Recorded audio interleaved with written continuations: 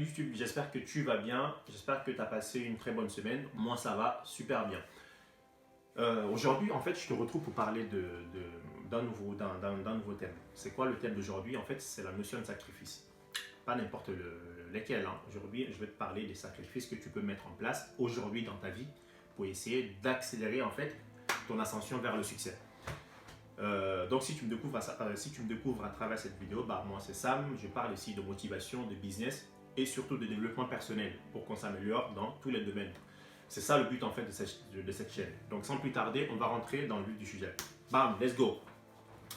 Donc comme je te disais que d'entrée, on va parler de sacrifice. Aujourd'hui, en fait, tout le monde veut réussir. Ça, c'est une très bonne chose, tu vois. On a tous envie d'avoir du succès, peu importe ce que c'est pour nous, le succès. Hein. Là, la définition, chacun a sa définition du succès. Mais le problème, c'est que la plupart des gens, 99% des gens, en fait, ne veulent pas faire de vrais sacrifices pour atteindre, en fait, le niveau, pour atteindre ce à quoi ils aspirent, en fait, dans le futur. Et ça, c'est un problème. Ça, c'est un problème parce que tu ne peux pas vouloir réussir et ne pas consentir les sacrifices nécessaires. Parce qu'il faut savoir que toutes les personnes qui ont réussi à un moment donné, ils ont fait des sacrifices. Ça, c'est une certitude. Il y a des passages de cette vidéo en fait qui risquent de ne pas plaire à certaines personnes. Mais c'est pas grave, je sais que ça fait partie du game, c'est comme ça et on fait avec. Mais je suis certain qu'il y a des personnes, la plupart des gens comprendront en fait le but de ce message, enfin de cette vidéo. Donc, le premier sacrifice que tu dois mettre en place, un des sacrifices que tu dois mettre en place, en fait, c'est quoi? C'est de t'éloigner de tes amis, en fait, des amis qui n'ont pas de but. Je répète, les amis qui n'ont pas de but, tu dois les éliminer. Je sais que ça peut paraître extrême, mais ça, c'est la vérité. Tu dois les éliminer. Pourquoi? Parce que quand on a envie de faire quelque chose, les gens qui ne veulent pas aller dans ce sens-là, tu n'as rien à faire avec ces gens-là. C'est aussi simple que ça. Il faut savoir que, comme je disais, on a tous un but dans la vie. Mais quand on a un but, en fait, une des meilleures façons d'atteindre ce but-là, c'est de s'entourer avec des personnes qui veulent aller dans le même sens que toi. C'est aussi simple que ça, tu vois. Tu peux pas être là à vouloir réussir et quand on a envie de... D'ailleurs, on dit que tu es la moyenne des 5 personnes avec qui tu traînes souvent. Donc, je pense que ça résume un peu cette partie de la vidéo. En fait, là, on confond tous en fait la notion de connaissance et d'amis. En tout cas, moi, j'ai fait la distinction entre les connaissances et les amis. Pour moi, tes vrais amis, en fait, ce sont ces personnes-là. En fait, qui constamment cherchent à s'améliorer eux-mêmes, tu vois, au quotidien. Et quand tu vois comment ils s'améliorent, toi, naturellement, ça te donne envie de leur ressembler, tu vois. Et pour moi, tes vrais amis, ce sont ces personnes qui sont là, qui te boostent en fait, qui te donnent de la pêche. À chaque fois que tu leur dis quelque chose, ils sont là, ils te boostent, tu vois. Et ça t'inspire, ça te motive aussi à faire comme eux. Pour moi, tes amis, c'est pas des personnes en fait qui vont te ramener de la merde en fait, qui vont te rabaisser dans la sous-merde. Pour moi, tes amis, c'est pas des personnes lorsqu'ils t'appellent ou lorsqu'ils viennent te voir, c'est pour te raconter des conneries, des choses qui ne t'apportent rien, des choses qui vous maintiennent en fait, qui vous maintiennent au bas de l'échelle. Pour moi, ces gens-là, ce ne sont pas des amis tout simplement. Et une des catégories de personnes aussi que tu dois fuir comme de la peste, c'est quoi? Ce sont ces amis-là qui passent leur temps à traîner dans les boîtes de nuit. Les gens qui traînent dans les boîtes de nuit, ce ne sont pas tes amis forcément. À vouloir traîner avec ces gens-là, à vouloir traîner dans les boîtes de nuit, à fréquenter des gens médiocres, à fréquenter des endroits sordides, on finira par ressembler à ces gens-là. Et toi, tu dois te considérer en tant qu'une personne de valeur, une personne qui a des principes, une personne qui a envie, qui a la rage de réussir.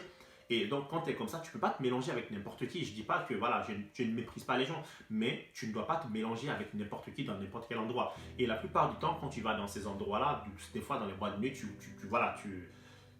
vois des gens, même au fond de toi, tu sais que voilà, tu ne veux pas ressembler à ces personnes-là. Donc, ces personnes, voilà, des personnes dépressives, des alcooliques, etc. Non, tu ne peux pas fréquenter ces gens-là. Et il y en a qui vont me dire, oh, mais mec, il y a des gens qui ont bien réussi dans la vie, mais ils fréquentent des boîtes de nuit. Ou peut-être des stars qui vont tout le temps dans les boîtes de nuit, machin, etc. Mais je vais te garantir que ces gens-là dont tu parles, non seulement ils n'ont pas la même vie que toi, et en plus, lorsqu'ils cherchaient à avoir du succès ou à atteindre le niveau dont ils voulaient atteindre, ils ne passaient pas leur temps dans les boîtes de nuit. Et ceux qui l'ont fait, on connaît le résultat. Il faut regarder même, il faut prendre l'exemple sur les footballeurs qui avaient un très bon niveau et qui ont fini, qui ont ruiné leur carrière voilà, en passant leur temps dans les boîtes de nuit au lieu d'aller s'entraîner. Mais bref, c'est juste une parenthèse. Et aussi, une des choses que tu dois arrêter, c'est quoi? Un des sacrifices que tu dois faire, c'est quoi? C'est d'arrêter les dépenses stupides. Arrêter de dépenser stupidement ton argent. Et je dis ça parce que la plupart du temps, en fait, les dépenses, je pense que les dépenses sauvages, la consommation sauvage, en fait, est une forme de mal-être, en fait. C'est une forme de mal-être. Pourquoi?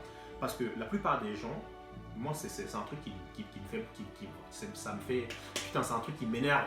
C'est un truc qui m'énerve, mais vraiment. Quand je vois des personnes, en fait, qui passent leur temps à acheter des choses, tout simplement pour combler un manque en eux, parce que c'est tout simplement ça. Parce qu'ils achètent ces choses-là pour impressionner les personnes qui n'en ont rien à foutre de leur tronche, tu vois. Et je me dis, mais putain, mais les gens, ils n'ont pas compris que quand on a un manque cruel en nous, c'est pas le matériel qui va résoudre ce problème-là. C'est comme si tu étais quelqu'un qui a un manque cruel de confiance en soi. Et tu penses qu'avec les objets, du matériel, tu vas combler ce manque-là. Non, non, non. C'est un travail intérieur sur ta personne peut te sauver. Pas les belles montres, pas des beaux vêtements, etc. C'est bien d'avoir de belles choses, mais ce doit rester en fait des compléments à la personne qu'on est. Ces choses-là ne vont pas résoudre tes problèmes personnels, tes problèmes intérieurs, tu dois les résoudre toi-même, tu vois. C'est pas les objets qui vont le faire à ta place. Et d'ailleurs, je vais te raconter une anecdote à propos de ce genre de dépenses. Il m'est arrivé un jour, en fait, j'étais avec un pote, on se baladait, etc. On passait devant un magasin super connu, un magasin de sport, et on a vu des baskets, tu vois. Et il y avait des super baskets, en fait, en promo. Et avec mon pote, comme on aime tous les deux des baskets, on s'est dit, ouais, vas-y, tiens, on va aller faire un tour, ça peut être intéressant. Et sans surprise, on rentre dans le magasin, il y avait justement des promos super intéressantes, pardon. Et il y avait des super baskets qui nous plaisaient, enfin, c'était des modèles qui nous plaisaient, voilà, tous les deux. Mais moi, sur ce moment-là, moi, je ne voulais pas acheter. Et j'ai mon pote, voilà, l'euphorie, ah oui, on va faire de bonnes affaires. Et paf, il en a pris deux, tu vois. Et moi, je le regardais, tu vois, avec le petit sourire au coin, avec le petit sourire au coin des lèvres. Et mon pote, il m'a dit, mais t'en prends pas, toi, t'aimes bien, en plus, c'est des modèles que t'aimes bien. J'ai dit, ouais, j'aime bien, mais je vais pas en prendre parce que pour moi, c'est pas le moment d'acheter ces baskets-là. Il me dit, mais c'est bizarre parce que sinon, si tu l'achètes pas maintenant, d'ici quelques jours, le prix va augmenter. Je dis, oui, certainement, le prix va augmenter, mais peut-être que ce sera le bon moment pour moi d'acheter. Il me dit, c'est bizarre des fois, gros, je te comprends pas des fois. Je dis, si. Pourtant, c'est pour moi le meilleur moment. Là, c'est pas maintenant, tu vois. Malgré le fait que le prix soit soldé ou il y a une promotion, mais pour moi, c'est pas le meilleur moment. Tout ça pour dire que, en fait, pour moi, c'est le meilleur moment. En fait, c'est pas le moment où tu peux, où il y a les soldes, des promos ou ce genre de trucs à la con.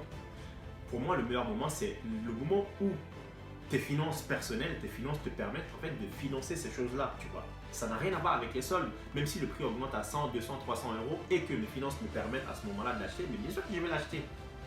Voilà, et moi je disais, on en a discuté avec mon pote, j'ai dit non, je ne l'achète pas maintenant, je vais l'acheter plus tard.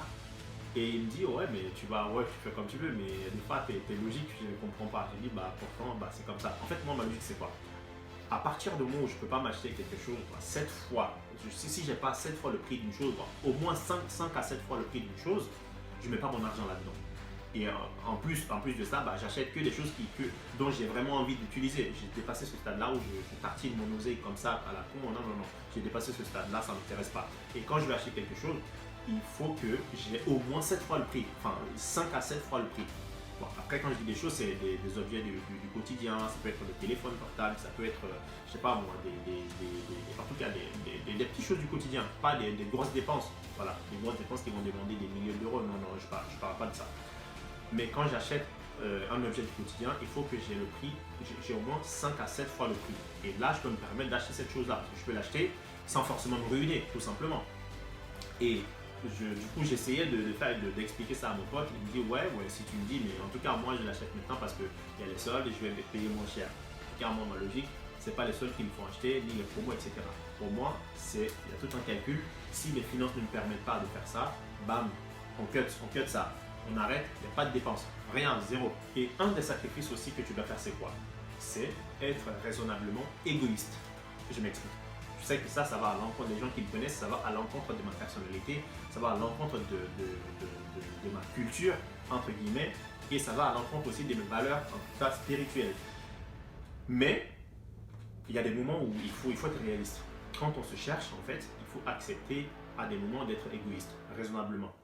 Pourquoi? Parce que tu ne peux pas être là en train de chercher à atteindre un certain niveau et vouloir sauver le monde. Non, non, c'est pas possible. Tu peux pas être concentré à toi focus à 100% sur toi et focus sur les autres, enfin, à aider les gens à 100%, c'est pas possible. Pour moi, ma logique, c'est quoi? Quand tu te cherches, en fait, essaye de te chercher, de t'accomplir toi-même. Et quand une fois que tu seras en place, et là, tu pourras apporter ton aide aux autres. Il n'y a rien de mieux pour moi, il n'y a rien de plus gratifiant d'apporter son aide aux gens. Mais quand tu apportes ton aide aux gens, le moment où tu apportes ton aide, il faut que toi-même tu sois en place, tu vois. Pour moi, en tout cas, moi, je vois les choses comme ça. Et en fait, c'est comme si, par exemple, prends une personne, par exemple, qui, voilà, admettons que tu sois installé sur une plage, tu es là, posé sur ta serviette, etc. Tu vois une personne en détresse dans l'eau qui est en train de se noyer. Et là, toi, je suis quasiment sûr que ça ne te passera jamais à l'idée d'aller sauver cette personne-là, d'aller sauter dans l'eau et sauver cette personne-là si tu ne sais pas nager. Parce que si tu sautes dans l'eau pour aller sauver cette personne alors que tu sais pertinemment que tu ne sais pas nager, non seulement cette personne-là, tu ne pourras pas la sauver, et en plus, tu risques de périr avec cette personne. Enfin, tu risques de périr de la sorte. Et donc, tu ne pourras pas sauver cette personne. Et donc, c'est exactement pareil dans la vie. Si toi, tu n'es pas en place, bah, tu ne peux pas aider les autres, tout simplement. Quand on n'est pas en place, bah, on ne peut pas apporter son aide aux autres. La bonne logique, c'est quoi? Essayer de s'accomplir.